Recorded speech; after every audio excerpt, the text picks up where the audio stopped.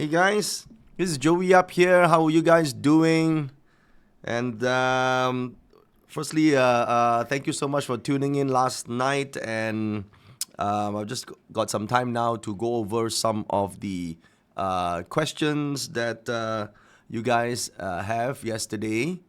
So now, if you guys would like to talk to me or post a question here, you can leave it on the comment section of one of the posts before, right? Just above here, all right? So if I can see it, then I will give you some answers to it. I'm also testing out this streaming services right now from this Telegram, okay? So let me just share this onto my main channel so that the other people can also join. Okay, all right. So you will see that there is a recap on the comment section. You can post your questions there. All right. Now let me show you what the questions on the screen. So this is the question from Jason Ayuman yesterday. How do I interpret my Bazi chart beyond just plotting it? That's exactly what we're going to do in part 2, part 3, part 4, and part 5. We are going to be talking about interpretation of the charts. So, yesterday was an introduction and an awareness to what Bazi can do and what your mindset as a user of Bazi should be. I have spent considerable time on the first session to make sure the mindset is correct. The reason I did that, I am to, some people say, oh, give us the technical stuff, well, why can't you go to the technical stuff? Because, let me make it super clear for all of you guys here, because a lot of people study Bazi with the wrong mindset. With the wrong mindset, your life, reading the Bazi, you will be on a struggler's mode. So a lot of things cannot be changed. Oh, clash, oh my God, it's bad. Oh my God, I don't have a wealth star, I'm going to be poor. Oh my God, when will I get promoted? Oh, you mean I will never get promoted? So all this is because the mindset of the Bazi reader is wrong. So if you don't have a triverse mindset, you will automatically look at Bazi as a fatalistic thing. You always think that it is external circumstances that caused you to either have a promotion, or the external circumstances cause you to be happy or sad, or the external circumstances that created a certain good or bad situation for you. But if you have the right perspective, as in you approach Bazi from the perspective of a triver, then a lot is different. Then you know that there will be certain circumstances that might be presented to you along the way from external forces, but you can change your internal perception to it, and you can look for opportunities within the challenges and problems. I'll give you an example. So someone might say that, when will I get promoted? But if you look at the Bazi, maybe the next promotion is in 7 years' time. Then what are you going to do? Wait? Or just be sad? That's the loser's mindset. But if you have what I explained to you in the first 1 hour, is that if you have a triverse perspective, then you will look for, so what else can I do based on the 12-month cycle right now?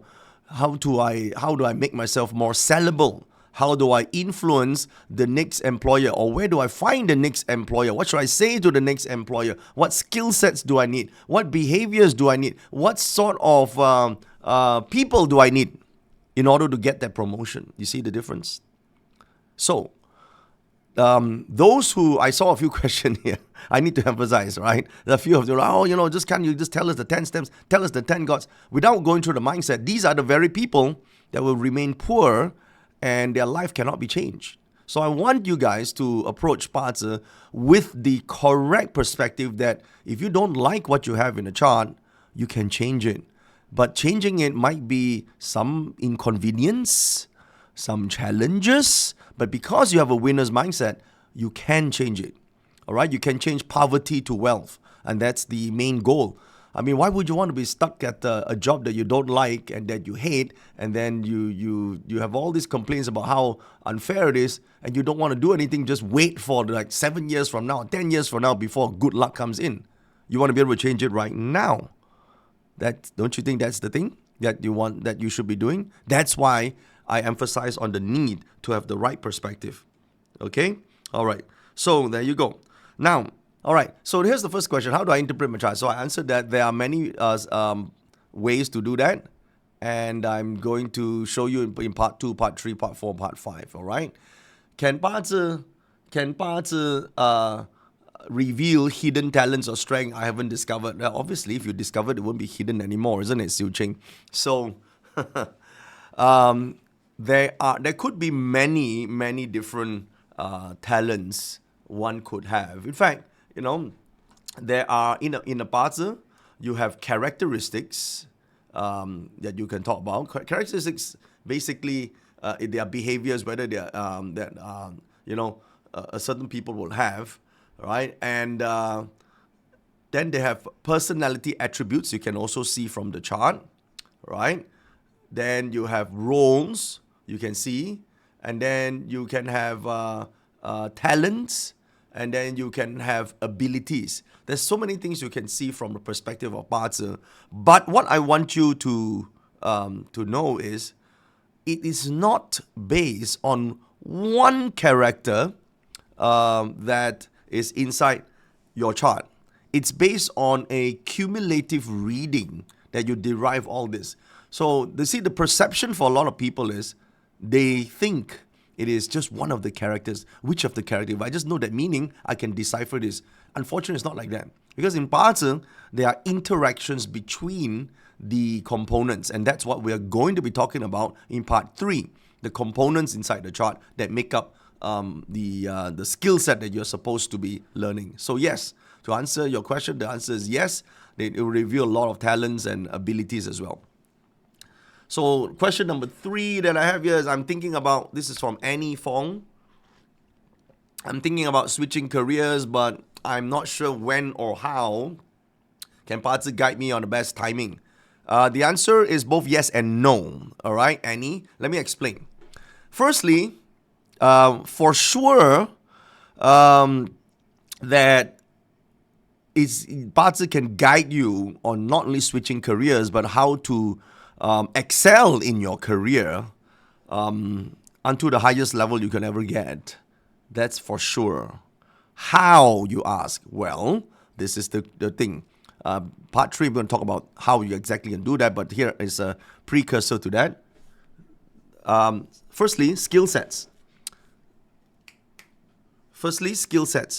The different people will have to acquire different types of skills to acquire in their careers. Because people think that they can just switch career at the best timing. You look at Annie's question here. Oh, if I just change my job at the best timing, then I will have a great career.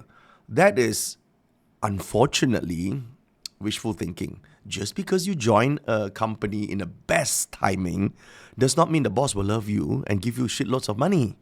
Why would you even think like that, right? Why would you even think like this in the first place?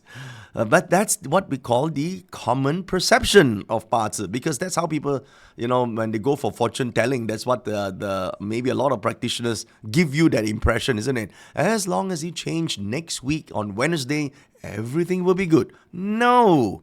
You change your career because there is certain thing about the career that suit your natural aptitude and talents. That's first thing. So you can do the job well, and your willingness to actually acquire a certain skill set and certain type of people that you can work with to bring out the best in you, and you bring out the best in them, and you could contribute to the company. Listen, I think you will get a great career if you join the department and you bring a lot of revenue, right? If you're the guys that bring in like 50 or 60% in revenue increase because of what you do, your company will love you. Your boss will love you. Okay, if you go in there and you disrupt everybody, you talk about, you create unions, and then you revolt against your manager and all this stuff, and it's not a good addition no matter when you join the company. Okay, so when we look at switching careers, we want to see what's our 5-year and 10-year plan as well. That's when we look at the thing called luck pillars, right? So we'll see what is the ideal path. Because, like, give an example. If someone says, water is favorable, right? Water is favorable, and eating God is your star, right? So water is favorable, eating God your star. You could be in creative arts. You could be in creating softwares or technology for logistics company, or you could excel in a travel agency that comes with a content creation, for example, right? Because there's a higher level. Or the same element, same star, someone could just be involved in plucking armpit hair. That's probably going to give you very low level income. Okay? So the thing is, when you change, you must understand what is your current experience level, what you are currently, possessing, and what must you learn, and which league do you want to play. Part 2, I'm going to explain different leagues, because the higher you go in the league, the more your income will increase, right? I mean, I'm not saying that you cannot be a janitor. The water element is also a janitor, but would you want to be janitor for 40 years? See my point? All right? Or at some point, same water element, would you like to be involved in entertainment business and have the right skill set to star in your own script, for example, right? So the element itself shouldn't be the guiding factor for determining switching careers. In fact, we should really look at what roles we can play and what skills we should acquire in order to access that 5-figure, 6-figure, 7-figure income.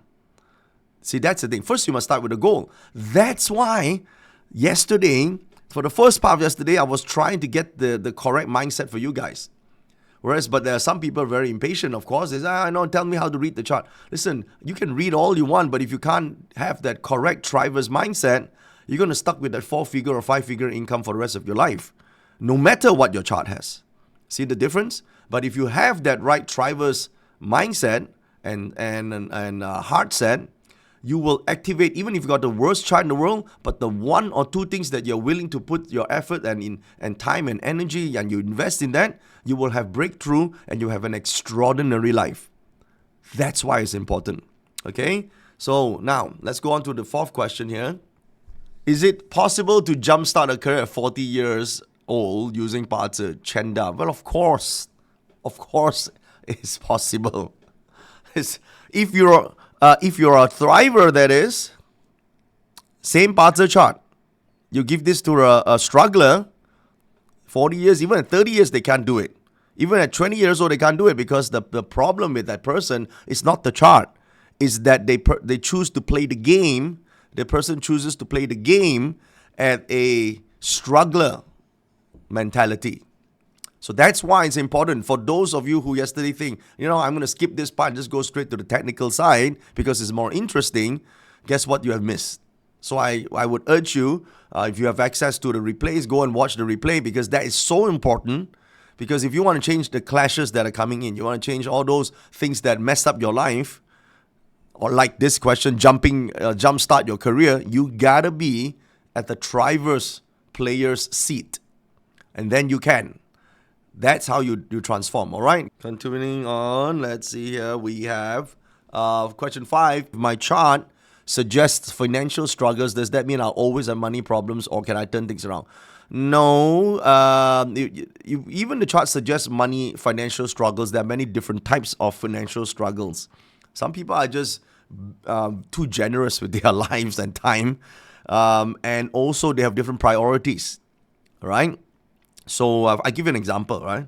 So let's say someone has a indirect wealth, which is great for investment, but at the same time, they also have a rob wealth style, which you will learn later on as liking to spend money. So someone who invests, let's say, in apartments and condos, right, or small housing units, you know that investment, you're not supposed to treat it as a home. You're supposed to look at it and you buy it, or you get a loan to buy this, but you must rent it out to get income. The moment you turn this into your holiday home, you're going to significantly reduce your ROI. But the problem is, you struggle with, let's have a house you rent out, make money, but at the same time you want it for luxury and enjoyment, and then you expect it to have an ROI. That is the struggle. So we have to identify what is the cause for the financial issue, so that you will no longer have, as you say here, Samantha, money problems. The money problems has to be caused by a certain mindset or a certain response to how they manage money. That's why you have this thing called wealth profiles. I don't know if you have time to do this or not on the part 5, because I actually have a lot of content planned out for the next part 3, part 4, part 5. You understand the psychology of money. Okay, so how you see money, because for some people, they are basically hoarders. Some people, right, they're based on the chart, they're hoarders. You know what hoarders are? They buy stuff and they keep the boxes. Okay, and shitloads of boxes, and they hoard things. They don't want to throw it away, right? So to the hoarders, and then you take the same mentality and you take it for investment. Now you're going to have a problem, because you only make money if you start to sell some of the stuff that you invested in and cash out, right? But because they are hoarders by nature, that sort of make them not so good with the flipping a certain asset. It's how we adjust to turn things around. So that's why it's wrong to say that, oh, my chart here has a wealth star, therefore it's good. 2 wealth star is great. 3 wealth star is the best. Anything more than 3 is bad. It's bullshit. All right. Anyone who talks about Bazi counting the number of stars doesn't know what they're talking about, or they just study Bazi and they became poor themselves. Don't count the numbers, because you look at the quality. You look at the action that is involved. Just because you don't have a wealth star does not mean you'll be poor. It just means that the way you're going to make money will have to be a different path, right? Maybe not salary based, right? Maybe you could be enormously wealthy but not have a very stable salary. But because you own equity in certain other people's businesses, it's possible to. I just give you an example here, right? You think about your life now, and are there not people who you grew up with who are wealthy today, like really wealthy, right? And now rewind that to school days, right? Say you guys are now 15 years old, and you already knew that that person is going to be enormously wealthy in 30 years' time, right, or 40 years' time. Wouldn't you like to own 10 or 20% of his company? At that time, when they were all 15 years old, before it all started, own 10% of him, right? Or her, whatever they're doing. If you see it that way, right? A lot of times people don't need to have a wealth element to be rich. They just need to know what to own at the right timing when the opportunity presents itself. By the way, opportunities will be discussed on part 4. By the way, let me remind everyone here, you got to watch it live stream. Although some of you like, let's watch the replay. The replays will be edited to, obviously, we will not have the complete version as we do in live streams, okay? I just want to encourage everyone to watch live. There is a certain magic in watching live with everybody, all right? So, as I said, replays will be there for the VIPs, but you get more when you're watching it live stream, all right? So I want you guys to, sometimes no pain, no gain, guys, all right? So make it the point to, I know some of you are always at night, I got kids. Listen, it's about 2 hours. You make the time, you be there, and it can transform your life, all right? There's a certain magic in actually doing it live, all right? So someone, Jay just posted, I would love to own a small percentage of JY's company. You see? If you knew me at 15, I was completely lost, and someone say, hey, I would like to invest in your future company. Here's some capital. How much would you like? I just want 10%. I'll take it. If I was a kid at that time, I didn't know, right? So you think about it, right? You don't even need to have a wealth star if you have the ability to recognize certain types of opportunities, or especially opportunities in disguise. Agree? Right? So there you go. Okay, let's move on with the next question. If I don't like what my Bazi chart says about me, is there anything I can do to change my path? Chris, obviously, that's the whole reason for studying Bazi, isn't it? Right? That's the whole reason for studying Bazi, is that you can change and improve your destiny. You can't change your fate though, but you can improve your destiny. You can manage your emotions better. You can manage your abilities, enhance the abilities that matter, and don't enhance the ability that doesn't matter. Okay? So, there was a kid, a mom whose kid is learning swimming, and the kid detests swimming, really don't like it. I look at the chart, swimming is not one of the elements, eating God, rock wealth, all is not the strongest. I told the mom, you know what, you're not going to turn him into a superstar and next Michael Phelps, right? Because this chart here doesn't have that talent in that field.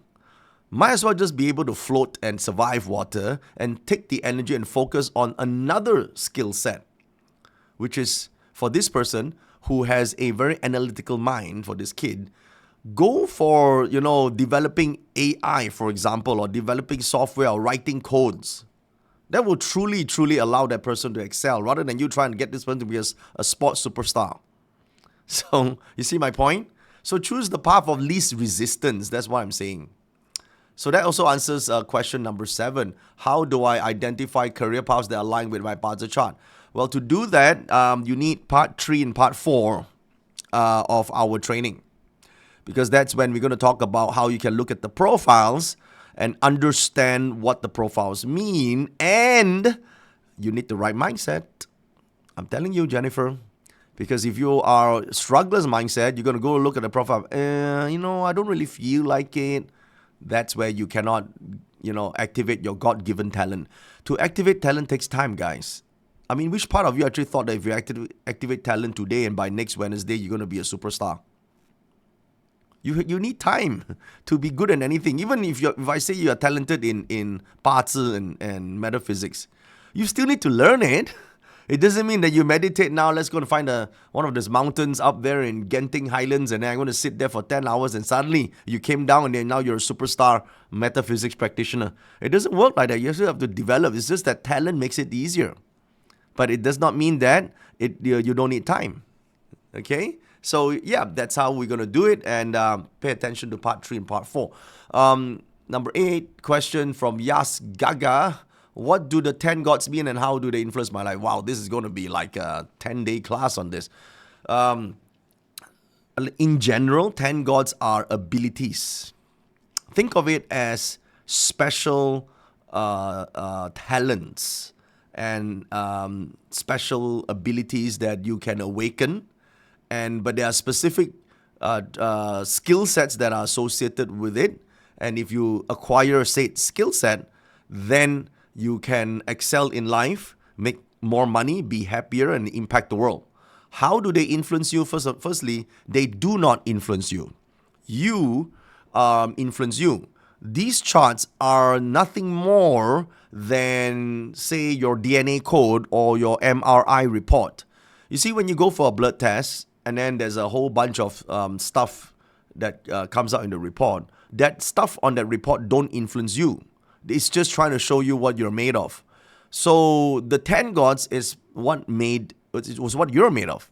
And so once you understand what they are, then it's up to you whether you want to activate them, spend considerable time, energy, resources, money to develop the skill set. Because now that you know what's good for you, you can go and develop them. Now you can also choose not to do anything and just leave it to chances. Some chances, some people opportunities in life become better and some people don't, right? So it really depends on whether or not you are a thriver or you are simply a struggler. If you're a struggler, you're looking at too difficult. I'm just going to wait for the opportunity. Then you're going to ask the master, so when my opportunity will come? I think it will come in when you're 63. But I'm only 23 now, what should I do? Then you can wait, right? So that is, for strugglers, they rather wait. But if a thriver is saying, 63 is too long, I'm going to do something about it. Tell me that within the next 12 months or so, what is the next right strategy based on the 10 gods? Then you look at the 10 gods for this 1 year and you discover, this is the perfect year to actually learn public speaking. This is the perfect year for you to do it, because you actually have that star to do it, which we will talk in part 3 or part 4. Then you go and take up a course in public speaking, because learning this year will make it 10 times easier than learning 20 years from now. Next question. You have often mentioned healthy and unhealthy levels. For example, for the 10 gods, can you also use the unhealthy level elements to improve things, or should we not focus on this? Okay, so think of it as this. Healthy and unhealthy levels are saying how conscious are you of that skill set, or how unconscious you are of that skill set. So when you're unconscious of that particular star on the 10 gods, you could be easily swayed by external forces. So external forces are maybe someone say something, maybe someone did something, or maybe whatever, right? External forces. But when there's a healthy level, it's easier, as in you are generally more in control of your own emotions and conscious of developing the skills, and less influenced by external forces. So to answer your question, if it's unhealthy, can you change it? Of course you can. You just have to be. That's the whole idea of being spiritual, right? What the hell is all this spiritual development and meditation and awareness and mindfulness? What the hell do you think that those are? It's the ability to be conscious and more observant of your actions and thoughts and emotions. Then if you're more conscious of your actions, thoughts and emotions, you literally can be in control of even an unhealthy 10 gods, because by nature you're not so aware of it. Now you see, but that does not make you a bad person. It doesn't give you bad luck. It just makes it very inconvenient. Like, for example, if someone drives if someone on opposite of the side of the road and smashes into your car, I mean, you're still okay. It's just your car is shit after that. You cannot control externally what happens to you. Your nice Lamborghini is now crashed, but you can choose whether you like to stay unhappy for how long. Yes or no? Right? You could choose to see whether you want to be happy or unhappy, how you respond to it. How you respond to something is, for those who have a healthy level, they get to that point faster. For those who have an unhealthy level at 100% or 0%, they get to the point where they can control in a slower pace. So they become, let's say now, hurting officers 100%. They get angry and stay in anger for a longer period of time, as opposed to those with 80%. They still get angry, they get an outburst, but a shorter period of time, because they get like, oh, okay, it's not very healthy to stay at this stage for long. Okay, all right. So let me continue the questions here. Number 10. How do I adjust my actions in my chart suggest difficult period?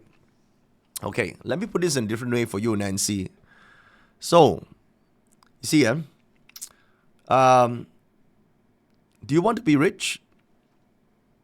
Guys, I know it's a rhetorical question, but do you want to be rich?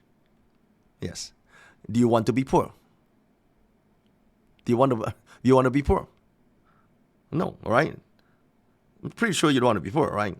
Okay, someone wants to be poor. I don't know why, right? You don't want to be poor. So all you have to do is look at the poor people, study what they're doing, and don't do it. Is it that easy? Right? So you look at what the rich guys are doing. If they're reading newspaper every day, or they are reading a certain book every day, just do what they do. Now, I'm oversimplifying, I know. But here's the thing. How do I adjust my actions? You asked, Nancy. It's very simple. In difficult periods, certain actions is a no, certain actions is a yes. It will be this. It will be. I know right now you don't know what it is, but once you study the 10 gods, the 10 stars, then you will know what it is. So do the yes and don't do the no's. That's it. That's it. Really, that's it. That's why Bazi is not that complicated. Okay. All right, Nancy has a follow-up question. How often should I revisit my Bazi chart for updates? Every day? Yeah, because sometimes Listen, the chart doesn't change, right? It's the annual chart that sort of alters the energy high and low. Uh, so it's a question of what sort of external opportunities or problems are you facing that you need to revisit your chart. So there's no fixed time to revisit a parts of chart. Diane Newman says, would be very nice to be rich. Listen, Diane, I think you don't have to be shy about it. Just say, I would like to be rich and I want it. Because the moment you decide on doing it, then you must understand, your entire framework as a human being awaits your instructions. So if you don't make up your mind that you want to be wealthy, how does your heart, your emotions, your soul knows that you want it and should work for it? Okay? If you're saying it would be nice to be rich means if it's convenient, I'll be rich. No, it's going to be very inconvenient, especially when you're doing something that is not exactly, easy based on the chart. Yeah, given, of course, some people's chart based on fate level, because their chart is designed in a certain way, things are easy, right? But then most of us don't have such a chart. How we know? Some will ask me, but can I see that my chart, will it be easy? Listen, are you having an easy time right now? If the answer is no, then you got your answer. Isn't that what the life assessment is about? Right? So you know that the answer is no, then you know that this chart is obviously, some of these are not the best, but who cares, right? Just look at for one or two things that is good in your chart and then focus on it and your life will be good. And that's what we're going to do on day 3, part 3 and part 4. Are we looking for the day or month column when analyzing personality? We actually look at everything because there's a personality character is based on the day. If you're looking at work traits, it's going to be based on the month. We're talking about how a person respond or interact with others. We look at the year. All right. So what we look at and how we look at it is a bit more sophisticated. Hopefully, I'll talk more about it when it's time tomorrow. Okay. All right, this Jesse's question. What is the difference between the natal chart and the luck pillars? Well, let me show you here. Okay. So, can you see on the screen right now? So right here, what you're seeing here, this is your natal chart. This is what you're born with, and it doesn't change. All right, it does not change. So what changes is the interaction it has with the rest of the pillars. So right here now, right now, this that is colored, this whole thing right here, this thing here, this is called your luck pillars. So luck pillars basically governs every 10 years. So the numbers that you see here, these are the age. So, and by the way, when it says 26 here, it means you are 25 in the Western age. So when it says 36 here, it means you are 35 in the Western age, up to 45 in Western calendar. Because the Chinese calendar, unfortunately, a little bit complicated. They like to include the 9 months that you're in your mom's womb as already you started life. So adding 9 months plus a bit, that's why you add an additional year. Got it? Guys, that's why if you are I think a lot of people don't like it to know, you mean I'm not 50? Yeah, actually you're 51 this year in the Chinese age. Okay? So now, whatever is highlighted, this box here that's highlighted, this is your current. This is called a current cycle. The current cycle. All right? Current. What's happening right now? So what happens is, when you're asking this question, what does my luck pillar do? Well, the luck pillar does a few things. Let me show you, right? The luck pillar does this. This is a pig. The pig and the horse is called a hidden combo. All right. The pig and the rabbit is called a tree harmony combo. The pig and the pig is called a self-punishment. And the pig and the snake is a clash. So that means in this 10 years of this person's life right now, certain effects, there's a hidden combo in that where there might be some secret partnerships, maybe secret friendships that one might have, right? Secret deals, or maybe indirect contacts in terms of the friend, because the year represents friends and network, okay? Combination with career. Career is good for working as a team, right? Working together with partnerships or friends, and or someone introduce you to a job that depends on a specific year, right? But there's a combinations, right? So self-punishment. So relationship-wise, going through self-punishment basically means anytime there's a good relationship, the self might sabotage it. Or maybe now water is supposed to be fast, when it's self-sabotage, it becomes slow. So doing things that takes time, very delay and slow, so that will be another problem. This one clash with the hour pillar. Well, it could be many things. Your investments, you could be selling off. If you're invested in the 10 years before, this is a great time to sell to make money, for example. So as you can see, 100 things we can talk about. It depends on what this thing called context. Okay? What is the context we're looking at? Once you determine the context, then this four relationship will have a meaning. Okay, now for those who don't know the combinations, the full chart actually can display all those you see here. So here in future, when you have access to this, you see at 36 luck pillar, you will see that the pig and the horse hidden combo, right? The pig and the day tree partial combination, right? So you see the pig and the snake, this clash, and you see that. Okay, so you have self-punishment here, right? Self-punishment right here, because this is the self, right? So all this is displayed from the chart, and you can see in 2025, right, snake and pig is called a branch clash. You see that? And in this year there is a clash, self-punishment, a clash with the day pillar. So all this is written out for easy reference. Now, again, don't be too like, oh, how do I read every single thing? It takes a bit of time. In time, you will learn how to read it. Not a problem. In fact, I will show you how to see some of this in part 4. But you need to watch it live though, because live is where I'm going to demonstrate the examples, and if you're watching a replay, you won't see the examples. So you should watch it live, all right? So on question 14, does having too much of one element in my chart create imbalance? It shows imbalance, but it doesn't create the imbalance. So once again, Helen and everyone here, please understand that the chart don't make you who you are. The chart just tells us, it's a mirror to explaining what you're made of. Okay? So, but then again, imbalance, is it a bad thing? Nah, I don't think it's a bad thing.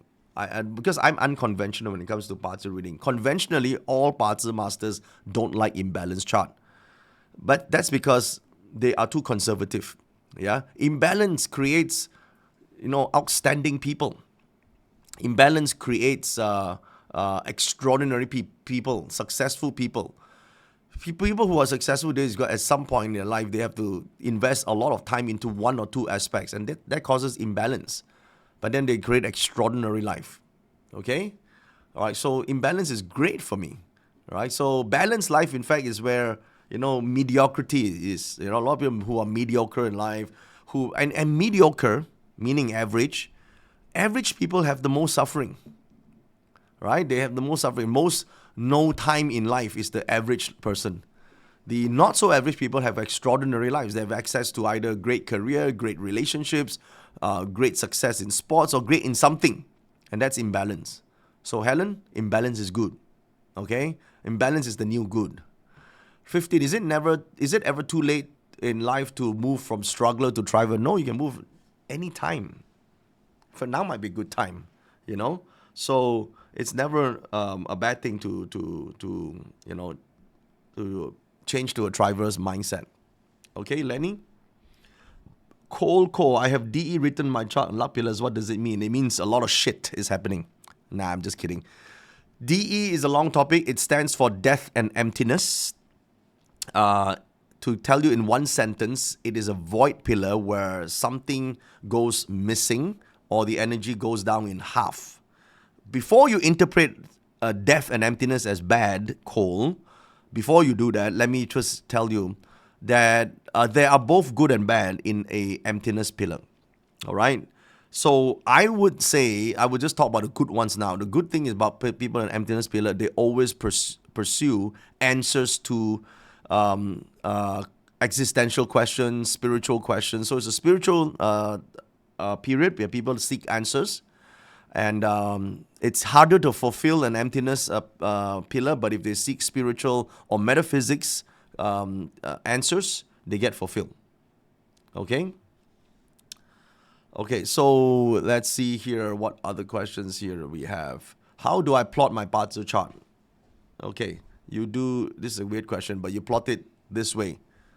You go to, you see what is on your screen now?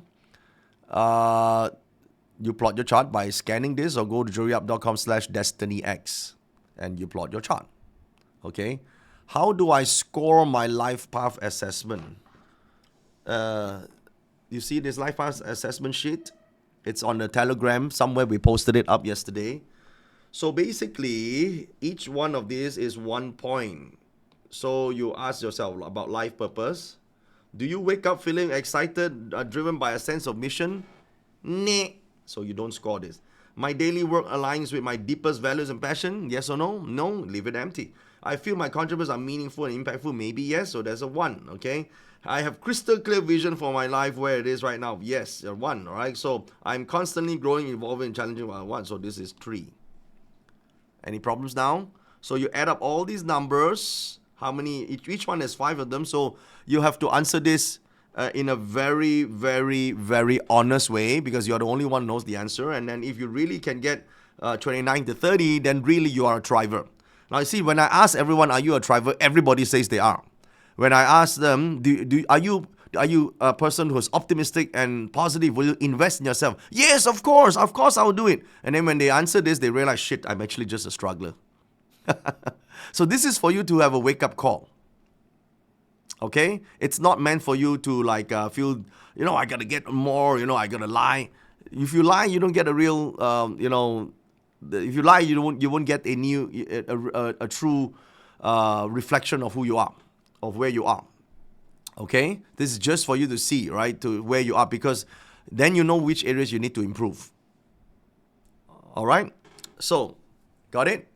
Okay, let's go back to the question. That's how you score, right? Where can I access the life path assessment test? Well, baziacademy.com/lifepath. Right here. Bazi Academy, you see the screen? That's where you get it. Okay? All right, this is for Nancy. If I don't know my birth time, will my Bazi reading still be accurate? It's less information. Let's not use the word accurate. Let's use the word less information. I know less if I don't have my hour pillar, because some information I'm missing. It's like your whole report is 200 pages. About 30 pages are missing. Okay? So that's why I am, that's what it means. So it's not about inaccurate. But even with 175 pages of your, let's just say your life, you can still know a lot about your life. So I don't want you to FOMO this shit, right? Deck? So there's a lot of FOMO people. I don't have my hour above, and therefore my chart is inaccurate, and therefore I cannot read. Listen, struggler, slap yourself out of struggling mode. Be a thriver. Even if you only have your year and month of birth, you don't even know your day, it's fine. Use what you have. Even if half of information is there, use what you have. It's okay. It's okay. All right? If you can't kill with a sword, you only have the handle, use the handle and smack the guy's head. All right? So do with what you have, not what you don't have. Right? So that's why I asked you to do the self-assessment test, guys. Because by doing so, you get to see whether you are unconsciously a struggler. You understand what I mean, guys? If you're unconsciously a struggler, it makes it very hard to change your destiny, because you constantly think that the problem is always external of you, and that it's not fair, it's not given a chance, this and that. But if you're a thriver, you will find a way. You see the difference? And therefore, you will use the one thing in your chart that actually makes sense and you can do, and then you will actually transform your life. Dory Ma says, Parts structure kakok really that important? Can I use the structure showed on my chart determine my favorable god? Hei Yong San. This is Dory Ma. My profile as herding officer. I plotted mine using the link provided from your chart. Again, firstly, Dory, a structure is basically says it's like a framework for your chart. Okay, it has a certain pattern. Useful god is an overrated idea. In parts, okay, it's a traditional term used to balance the chart. It doesn't mean good luck or bad luck, because a lot of people actually don't understand what is good luck or bad luck in the first place. Yeah, because their perception of good luck is everything 好順啊，好順就係好㗎啦。No, sometimes you need to be not not smooth in order to achieve the outcome. For example, when you go to the gym, you try and take very lightweight and see what will happen. Nothing will happen, all right? You grow fat out as a result of that. But if you take certain weights that are challenging, painful, maybe heavy, that's when you learn to grow, right? So the concept of Hei Yong San is a bit wrong in modern world, all right? So don't worry too much about structure. I want you to focus on strategy, which I will discuss on day 4, or part 4, sorry, I keep saying day 4, it's actually part 4. And it will be based on what you should do instead in order to get the best out of your chart. So that's not necessarily based on favorable and unfavorable elements. Okay? What was the correlation between time and signs? For example, the animal sign is 1 per year. I guess the same applies to months. 1 month is 1 sign. What about days? Yeah, you got the right logic. There are a year sign, there's a month sign, and there is a day sign, and there's an hour sign. Yes, it's quite straightforward, isn't it? So the dates, you mean the transition? The transition has to be based on what we call the 24 solar terms, which is every 15 days there is a transit. So the corresponding time to the transition correlates to roughly the 5th and 6th every month, except for February, which is on the 4th. Generally, the 3rd or 4th of February transits to the month of the tiger. The 5th or 6th of March transits to the month of rabbit. And April 5th or 6th transits to the month of dragon and so forth. Okay? What would you do when you are weak yang fire self? When the weak doesn't mean I'm physically weak, right? A weak yang fire is sneaky and cunning. So I'll do sneaky and cunning stuff, such as investigations, for example, research, for example, do back-end jobs, right? Find out information and use information as power. That's what I do. I wouldn't strengthen my weak fire. What the fuck do I want to strengthen a weak fire? I do the right thing. That's what I'll do. Mind palace and soul palace, what does it mean? Oh, wow, this is a long topic. It's all about the spiritual self and your soul divine energy. Okay, there's this thing called Sam Wan Chat Pak, all right? Or this, there's a spirit self, and then that represents your mind. That's the mind palace. And then there's the divine self, which is the soul. Okay, so that's the two things. Jay says, is your our animal pig, goat? I would wish our animal. I don't understand. I have D in the year, what does it mean? Okay, listen guys, I'm not going to tell you individual meanings because that's called technical studying. It's like, okay, I got DE in the year. Now I'm going to answer DE in the month. Then I'm going to answer DE in the day. Then I'm going to answer DE in the luck pillars. Then I'm going to answer DE in eating God. Then how about DE in the wealth start? Listen, all this is called standalone technicalities. It's called features. It's like features of an iPhone, all right? What you need to do to learn is the big picture first, right? I always start with big picture. What is the outcome you want to achieve? If DE is good for you, Chin Wui Si, good for you to make $10 million, then you freaking want more DEs in your life. First, we need to look at what is the goal, all right? What is the goal first? Then break it down to what is the how. How are we going to get there? Then we look at whether DE is useful or not in that case. Because you look at DE in isolation, DE can mean a death of a family. DE can mean absent-mindedness. DE can mean lost spiritually. DE can mean that, something is not fulfilled. So it's hard to say what the exact meaning DE is going to carry without context. So I spend a lot of time in the next 4 days, I will be doing, is giving you context first. Once you know the context, then knowing the feature such as DE is going to make sense. Okay? Guys, you get what I'm saying? All right? Okay, so I hope you enjoyed this session. Is there any more questions? I'll take maybe one more, perhaps. Okay, I answered 2 more questions. HW says, how do we find opportunities in part 0? The entire part 4 is dedicated to opportunities. Be patient, HW. Okay, all right.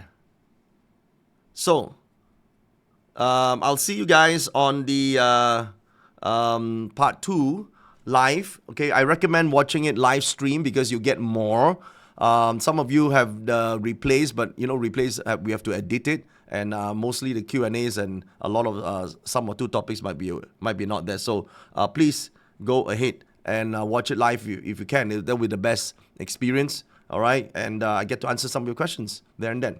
Okay, so thank you so much for connecting, and I shall connect again. I'll answer some questions randomly here and there on our Telegram. Okay, thank you, and don't forget to do your homework. Bye for now.